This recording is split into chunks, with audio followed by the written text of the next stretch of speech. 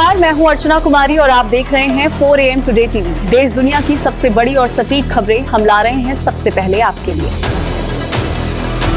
तो चलिए नजर डालते हैं इस खास और बड़ी खबर पर जो दिन भर सुर्खियों में रही है। मंडी के धर्मपुर में बादल फटने से तबाही, झील में बदला बस स्टैंड। कंगना रनौत को लेकर क्यों उठ रहे सवाल, जानेंगे सब कुछ इस खास रिपोर्ट में। मंडी के धर्मपुर में बादल फटा, बस स्टैंड झील में हुआ तब्दील। मंडी में तबाही का मंजर दिखाई दिया, बह गई कई बसें और डूब गई कई दुकानें। लोग छतों पर चढ़कर रात भर बचाते रहे अपनी जान। मंडी के धर्मपुर में बस स्टैंड नजर आया समंदर जैसा। अब सवाल उठ रहा है कि आपदा के समय में गायब क्यों हैं सांसद कंगना रनौत। जैसे ही पानी कम हुआ दिखाई दिया तबाही का भयावह मंजर। सोशल मीडिया पर वायरल हुआ धर्मपुर का दर्द। हिमाचल में अब तक 493 सड़कें बंद, 3 नेशनल हाईवे हुए ठप। मॉनसून के कहर में अब तक 409 की हुई मौतें, 4500 करोड़ का हुआ नुकसान। मंडी में तबाही का मंजर दिखाई दिया, बह गई कई बसें और डूब गई कई दुकानें।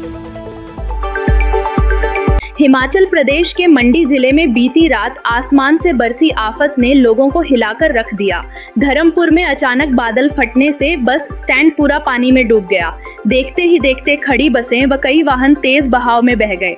रात के अंधेरे में लोग चीखते चिल्लाते छतों पर चढ़कर अपनी जान बचाने की कोशिश कर रहे थे। हालात इतने भयावह थे कि कुछ ही घंटों में धर्मपुर का नजारा बर्बादी के मंजर में बदल गया।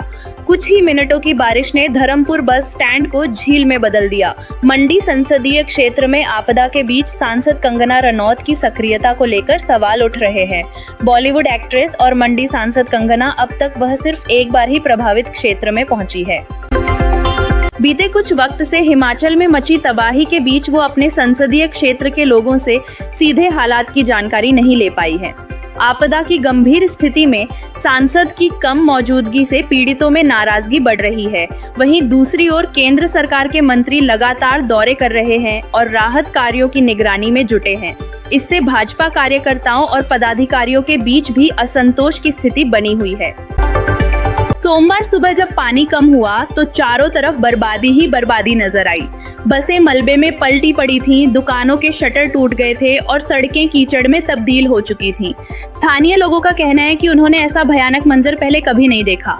लोगों ने छतों पर चढ़कर अपनी जान बचाई और रात भर भगवान से प्रार्थना करते रहे कि हालात जल्द सामान्य हों।